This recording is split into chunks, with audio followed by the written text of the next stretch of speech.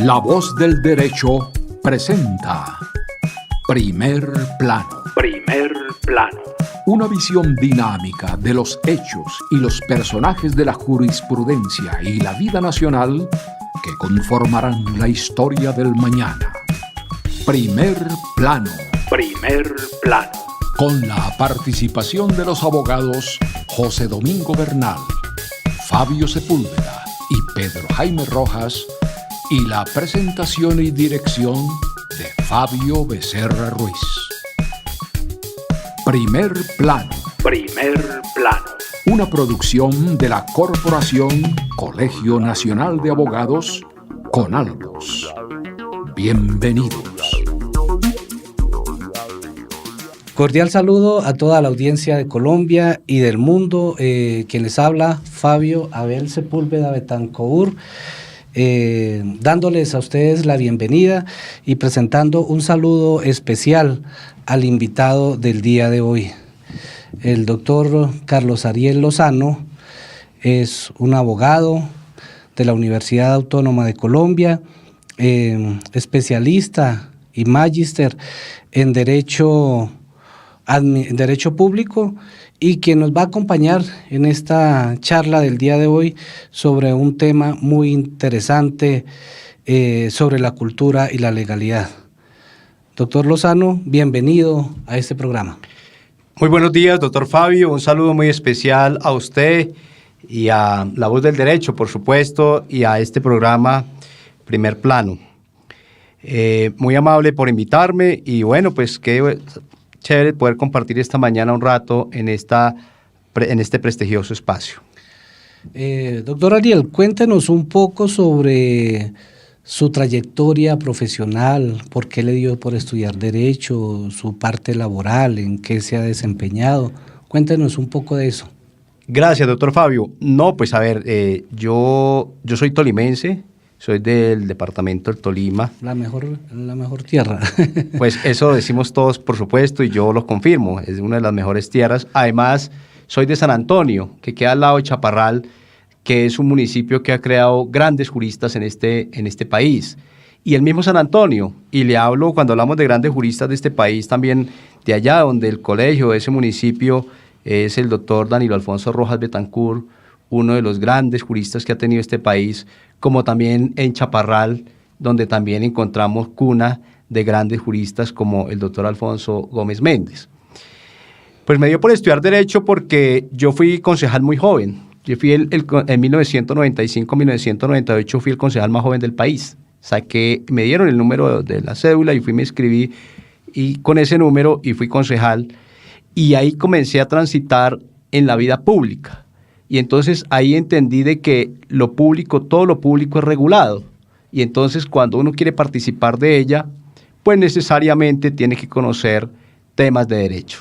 Y ahí fue cuando una vez terminé mi periodo como concejal, me vine a la ciudad de Bogotá a estudiar Derecho porque quería seguir transitando por el camino del servicio público. ¿Y en qué cargo se ha desempeñado? Bueno, entonces yo fui durante 12 años asesor de la empresa Acueducto de Bogotá. Posteriormente fui director de seguimiento y análisis estratégicos de la Secretaría de Gobierno de Bogotá. Fui director de la cárcel distrital. Adicionalmente, en el campo privado fui vicepresidente jurídico de TGI, de la Transportadora de Gas Internacional.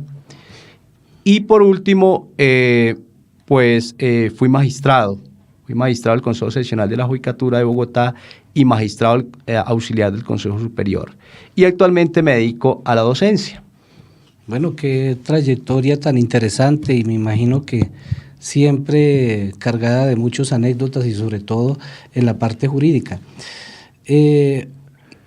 Hoy queremos hablar con usted, doctor Lozano, acerca de un tema que es bien importante para todos los que estamos en el derecho, tanto para abogados como para administradores de justicia y también para todo mundo, que es el tema de la cultura y legalidad. Es un tema que es muy amplio y que quiero que conversemos hoy sobre ese tema, doctor. Entonces, ahí están los micrófonos para que nos hable sobre eso. Muchas gracias, doctor Fabio. Pues digamos que el tema de cultura y legalidad lo ha venido explorando pues en dos espacios. Uno, pues a través de estos 20 años que llevo en el ejercicio de lo público, y pues ahora lo he incrementado más que estoy vinculado a la academia. Entonces, pero también cuando fui magistrado, también encontré en la práctica allí unos temas que realmente debían pasar por un tema cultural. Y vamos concretamente al ejercicio de la profesión del abogado. Cuando hablamos del ejercicio de la profesión del abogado, pues necesariamente encontramos allí varios elementos, y dentro de esos elementos está uno de los más importantes, que son los valores de esas personas que ejercen esta profesión. ¿Y esos valores frente a qué? Frente a las normas. Pero adicionalmente también hay otra línea que no son de los abogados y que son de aquel funcionario público. Entonces, encuentra uno en la práctica que cuando un abogado va a ejercer la profesión, en muchas ocasiones se aparta de la norma y hace una interpretación diferente a la que está estipulada. Quiere decir esto que se aparta de la norma, y ahí es cuando realmente se requiere que entremos en los temas de cultura, de legalidad, para que sea el abogado aquel que pueda tanto analizar, interpretar y sobre todo respetar la norma existente. Y esto evita que no solamente pues pueda engrandecer el Estado de Derecho, sino que adicionalmente evita de que posiblemente más adelante vengan daños colaterales tanto para él como jurista como para las entidades que pueda representar. Usted tocó dos temas importantes que son los principios y valores. Miremoslo esto, ¿qué ha pasado desde las universidades, desde la academia con respecto de lo que vemos hoy en día, que ya el abogado se ha apartado un poco de eso? ¿A qué se debe eso? Las nuevas universidades. Digamos que en el año 2017, cuando yo era abogado, hicimos un estudio con las altas cortes sobre el tema de la ética y la cultura de los abogados en razón a las circunstancias que está viviendo el país con el tema de las denuncias sobre el mal llamado la toga, o los problemas que tienen los magistrados que llamaron el famoso carrusel de la toga.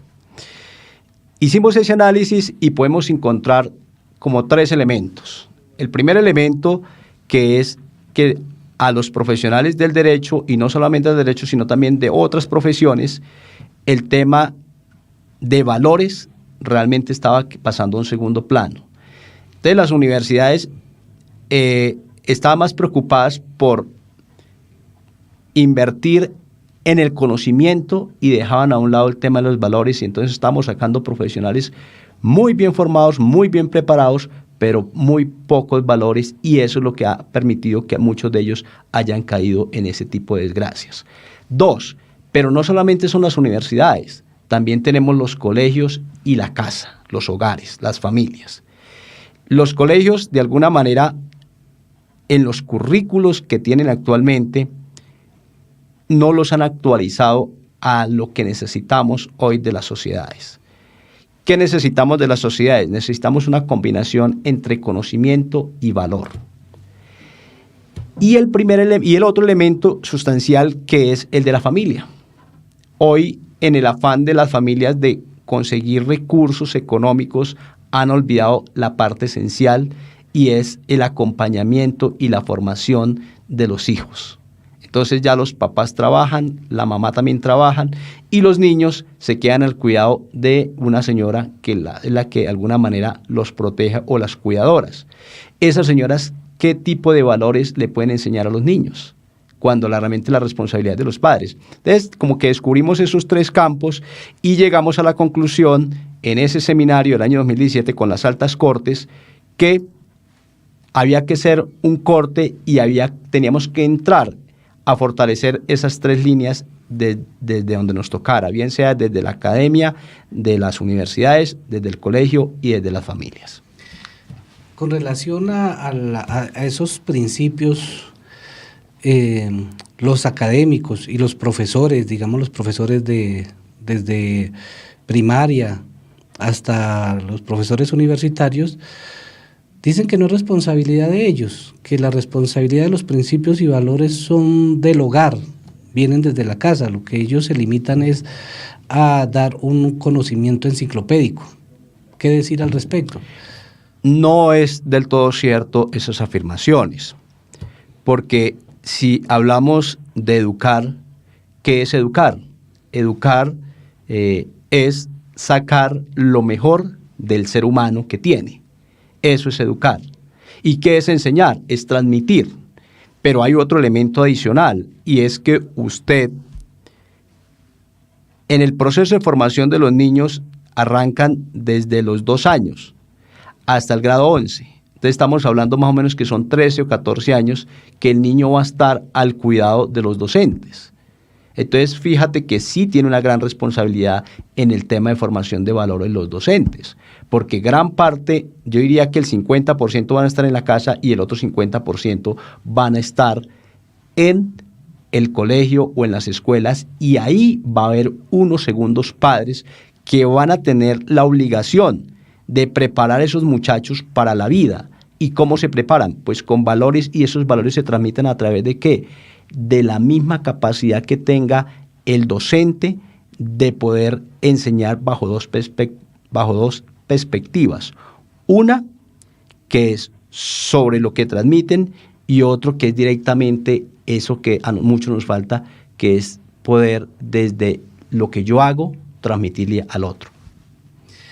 Con relación al cartel de la toga, que indudablemente deja con muy mala imagen a todos los que estamos dentro del litigio, y más aún los que están dentro de la jurisdicción, porque no tiene presentación cómo puede llegar a las altas cortes a corromperse un magistrado. ¿Cuál sería entonces la posible solución para parar eso? Porque esto es solamente una muestra de cómo está corrompido toda la estructura social. Mira, en principio pues eso no tiene una fórmula, pero sí podemos acercarnos a unos temas que son fundamentales y que lo hemos visto a través de la experiencia. Y primero pues decirle que sí es muy lamentable que se hayan presentado esos temas de los casos de la toga, porque le hacen muchísimo daño, primero a nuestra profesión, segundo a la sociedad, que confía de alguna manera que los honorables magistrados que llegan a esos cargos son personas que tienen muchos elementos que lo distinguen a gran parte de la sociedad, y en ese sentido tiene que comportarse. Doctor Fabio, yo le comparto una historia que me pasó cuando yo era magistrado, y en el año 2016 y 2017 ejercía. Y en muchas oportunidades, como estaba de moda el tema del cartel de la toga, a uno ya le daba como magistrado vergüenza colocarse la toga, cuando por el contrario, yo creo que el estudiante del derecho, cuando comienza, la cumbre de su profesión es ser magistrado y llegar a ponerse la toga. Eso es como lo máximo del ser humano en ese campo del derecho. En una oportunidad llamé a una persona para que se notificara de un proceso, y entonces la secretaria le dijo: no, mire, es que el magistrado respetuosamente lo convoca a una audiencia. Y en lo que dijo en la línea, la persona dijo: es que es un magistrado, eso todos son ladrones. Y usted no sabe cómo siente el dolor de uno, porque las personas lamentablemente en muchas veces generalizan las cosas, y eso le hace un daño muy inmenso a la profesión. Entonces, partiendo de ahí, ¿qué se puede hacer? Pues definitivamente las universidades tienen que comenzar también a pensar en el cambio de los pénsules y dedicarse y bajarle un poco al conocimiento, porque en últimas, doctor Fabio, el conocimiento se consigue, pero el tema de valores no. A mí me gustaría que los valores se pudieran vender, para comprar muchos para mí y para comprarle muchos a mis amigos y regalárselos.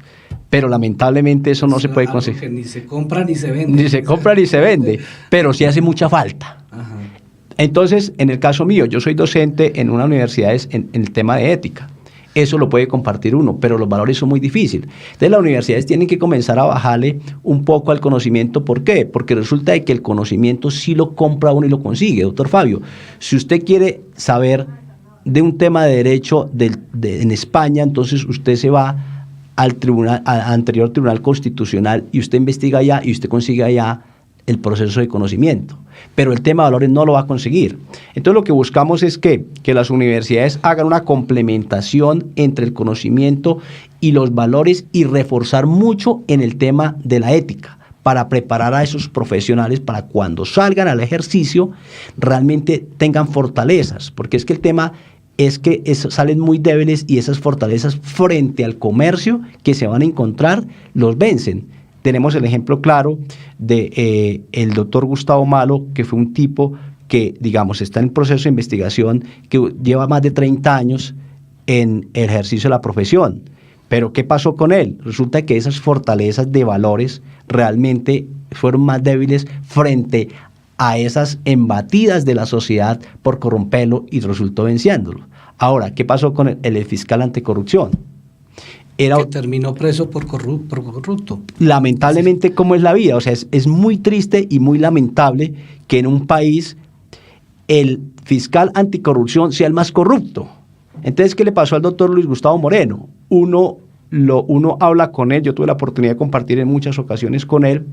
Era un joven muy bien formado desde la academia, pero vaya, miremoslo desde el punto de vista que es lo más importante en valores, y verá que no tiene nada. Se preocuparon más por el conocimiento y por la plata que por un servicio y por prestar un servicio honesto a la sociedad, y ahí cayó en desgracia. Entonces, eso es lo que tienen que hacer las universidades. Las universidades tienen que replantear hoy sus programas y comenzar a manejar el tema ético y el tema de valores en sus pénsules con el propósito de que esta nueva sociedad cambie. Y cambie en dos sentidos: en que acepte la legalidad como cultura, o sea, el ciudadano, así como nosotros trabajamos el tema de lo que tiene que ver con la cultura ciudadana, también tenemos que trabajar en nuestra profesión el tema de la cultura y la legalidad. Como es un proceso, usted lo decía, las universidades no se van a dar ese lapo tan rápido. Esperemos que lo hagan pronto por el bienestar de los futuros egresados de los abogados. ¿Qué puede hacer el abogado de a pie, el abogado que está recién egresado, que se va a graduar y el que está ejerciendo, para fomentar esa cultura de la legalidad? Mira, yo siempre en mi clase les digo a mis abogados, digamos, el último discurso que yo le he hecho en todas mis clases cuando termino es el tema de la cultura de la legalidad y la ética. Y yo le digo a mis abogados, mira, cuando ustedes salgan al comercio se van a encontrar con diferentes escenarios. Y el primer escenario que ustedes se van a encontrar es precisamente que ustedes los invitan a incursionar a la ilegalidad. Porque en la ilegalidad van a encontrar muchos factores. Van a encontrar el factor de dinero rápido, el factor de desconocimiento de las normas, precisamente para enriquecerse, el factor de la corrupción, porque muchos de mis estudiantes son funcionarios públicos. Entonces no salen a ejercer la profesión, pero sí representan una institución pública. Entonces a ellos los invitan a que desconozcan la ley. ¿Para qué? Para que ingresen al sistema de corrupción y de esta manera puedan conseguir dineros fáciles. Entonces yo la primera invitación que le digo a mis estudiantes es: ustedes tienen que estudiar y conocer las leyes y aceptarlas y aplicarlas en ese sentido. Y segundo, que si ustedes quieren conseguir recursos, tienen que necesariamente ganárselos. Nada en la vida es gratis, y cuando a usted le ofrecen algo gratis, detrás de eso hay algo. Entonces la invitación es eso, porque es que a veces los abogados salen ansiosos por conseguir plata, por llenarse de plata, y eso, la plata hay que ganársela. ¿Y cómo se gana la plata? Estudiando y aceptando las normas y no permitiendo de que se le tuerzan o que, digamos, el común que encontramos todos los días, que hacen la norma y hacen la trampa. Entonces la invitación es que jamás permitan ellos y que el sistema donde ellos van a ejercer la profesión se haga trampa. Básicamente es eso. Aquí necesariamente vamos a tocar un tema tangencial también como es la parte disciplinaria, porque lo uno conlleva lo otro. Conozco de casos de colegas recién egresados que no llevan más de 2 años en el ejercicio y ya tienen procesos disciplinarios. ¿Esa es una medida que puede servir el proceso disciplinario para corregir a los abogados? Pues, digamos, yo tuve la oportunidad de sancionar por ahí unos 1.800 abogados. Caramba, hartísimo. Sí, y por ahí unos 100 jueces, y en Bogotá hay 595 jueces. Yo tuve la oportunidad de estar en ese campo e investigarlos, y igual que los fiscales. ¿Qué encuentra uno en el ejercicio allá cuando encuentra uno el abogado que realmente está frente a un proceso disciplinario de la ley 1123, que es el estatuto del 2007, que es el estatuto que regula la profesión de los abogados? Encuentro uno dos cosas. Uno, que hay un desconocimiento de la forma en cómo se tiene que ejercer la profesión. Y dos, que lamentablemente la conocen, pero que por el afán de volverse en muchas oportunidades famosos, cometen irregularidades y desconocen la norma. Entonces ahí caen en desgracia y es cuando se ven, como usted dice, recién egresados, se ven inmersos en un proceso y en muchas oportunidades incluso hay que quitarles la tarjeta profesional porque se convierten en un peligro para la sociedad y para el gremio. Dentro de esos 1.800 que usted nos comentaba, ¿cuál es la falta más recurrente de los abogados y de los jueces? Digamos que los abogados, la falta más recurrente es por el descuido de lo que nosotros llamamos los deberes del artículo 28 de la ley 1123, que no son otros diferentes a estar pendiente de los procesos y cumplirle a su cliente con toda la información que requiere. Eso en un primer lugar. En un segundo lugar está el tema o la falta, lo que tiene que ver con que se quedan con recursos de sus clientes y no los entregan. En otras oportunidades reciben dineros y no hacen la labor por los cuales reciben esos dineros. Esas son como las dos faltas más recurrentes. Una es el descuido de los procesos y dos, que se quedan con los recursos de sus clientes. Ahora, frente a los jueces de la República, el tema del juez de la República, digamos, son totalmente diferentes, pero tienen algunos puntos en comunes. Uno es el descuido también del juez en poder realizar sus actos dentro de las investigaciones como manda la ley. Ese es uno. Y dos, donde se había mucha investigación de mucho juez es en lo que tiene que ver con las decisiones que en muchas oportunidades se apartan de la ley y ellos mismos como que tratan de armar su propia norma y en ese sentido fallan y resulta que caen en un prevaricato porque se alejan un poco, partiendo de que con la justificación de que ellos hacen uso del artículo 230, que dice que los jueces solamente están realmente bajo el imperio de la ley y nada más. Pero resulta que en muchas ocasiones se apartan de ella y ahí es cuando nacen los procesos de investigación disciplinarios para ellos. Claro, ahí sí hay lugar a hacer una salvedad y es que indudablemente algunos funcionarios de la rama, en el caso de los jueces, sí son muy dados a eso, pero es una pequeña minoría. Hay funcionarios muy honestos, muy transparentes, pero lo que uno se encuentra en el litigio comúnmente es que casi que cada juzgado tiene su propio código, o sea, tenemos que luchar nosotros con varios códigos y para sustentar un fallo se buscan una sentencia cualquiera, hasta de un tribunal o lo que sea para sustentar su posición frente al fallo, ¿sí? Eso es una inseguridad indudablemente jurídica que atañe no solo al litigante, sino a los ciudadanos. ¿Cómo podemos combatir eso? Mira, es el mismo tema que traemos y que es el eje central de este programa, que es el tema de la cultura de la legalidad.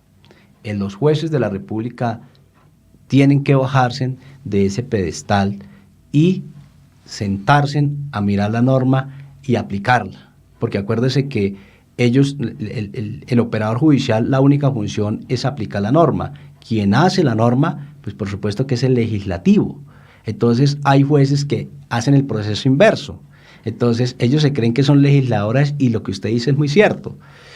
Y hemos hecho el ejercicio, hemos hecho 5 demandas con las mismas características y le hemos sometido a reparto, y de esas por lo menos hay 3 posturas diferentes, 3 inadmisiones diferentes. Entonces, ¿qué buscamos o qué es lo que se le puede decir a los jueces? Obviamente, y dejamos claro que no son todos, doctor Fabio, usted lo dice muy claramente, es una minoría que lamentablemente no ha podido entender el derecho, el derecho está para aplicarlo y para interpretarlo, pero interpretando, abriendo derechos. ¿Cuál es el papel del juez? El papel del juez es garantizar derechos de los ciudadanos, pero usted encuentra casi en la mayoría, sobre todo en el juez civil municipal, no en todos, en el circuito, que lo que hacen es cerrar derechos. ¿Y cómo cierran derechos de los ciudadanos? Pues inventándose, como decimos nosotros, leguleyadas. ¿Y qué hacemos los magistrados? Los magistrados hacemos el proceso inverso, es abrirle los derechos a los ciudadanos que se los han cerrado los jueces de primera o segunda instancia. Entonces es muy lamentable, y yo creo que sí es un tema cultural donde el juez tiene que aterrizar y entender de que él está es para aplicar la norma tal cual como el legislativo la sacó, y no inventarse en una a la par como él le parezca. Y lo peor es que de esa paralela que él monta, aplicárselo a los ciudadanos, porque es donde el ciudadano se encuentra frustrado, porque el ciudadano recorre la justicia es con las normas que hay, no con las normas paralelas que el juez inventa. Ya para terminar, que indudablemente todos estos temas siempre queda algo en el tintero, ¿cómo cerramos el programa? ¿Qué invitación tiene usted para todas las personas que nos escuchan, tanto en Colombia como en el mundo? Bueno, digamos que para concluir el programa, mi invitación es que tenemos unas responsabilidades grandes los que ejercemos esta profesión, y por lo tanto esa responsabilidad tenemos que nosotros responderle a la sociedad que espera lo mejor de nosotros. ¿Y cómo espera la sociedad de nosotros algo brillante? Pues que nosotros acojamos primero la norma, o sea, que podamos trabajar y transitar por el tema de la cultura de la legalidad. ¿Y qué es la legalidad? Pues la legalidad no es otra cosa que coger la norma existente, aplicarle, darle la interpretación con el propósito que realmente el ciudadano que a quien le vamos a prestar el servicio realmente se sienta satisfecho. ¿Y cuándo se siente satisfecho? Cuando tomamos las mejores decisiones. ¿Y cuándo se toma una mejor decisión? Cuando el abogado, el operador judicial, llámese juez o magistrado, hacen un estudio juicioso de los temas. Esa es la gran invitación mío. El abogado tiene que primero entrar en un proceso de culturalización, y en un segundo tema, en un tema de mucho cuidado en el ejercicio de su profesión. Excelentes reflexiones, doctor Lozano. No me queda sino darle las gracias por su participación. A todos muy amables por su audiencia. Nos veremos en otro programa de Primer Plano. Quien les habló, Fabio Sepúlveda Betancor. Gracias. Gracias, doctor Fabio, por la invitación a La Voz del Derecho y a este programa de Primer Plano, por haberme permitido expresarle a las personas que de alguna manera se van a informar sobre este tema que me parece muy importante para la sociedad. Muchas gracias y un abrazo muy especial para todos. La Voz del Derecho presentó Primer Plano. Primer Plano. Una visión dinámica de los hechos y los personajes de la jurisprudencia y la vida nacional que conformarán la historia del mañana. Primer Plano. Primer Plano. Con la participación de los abogados José Domingo Bernal, Fabio Sepúlveda y Pedro Jaime Rojas, y la presentación y dirección de Fabio Becerra Ruiz. Primer Plano. Una producción de la Corporación Colegio Nacional de Abogados, CONALBOS.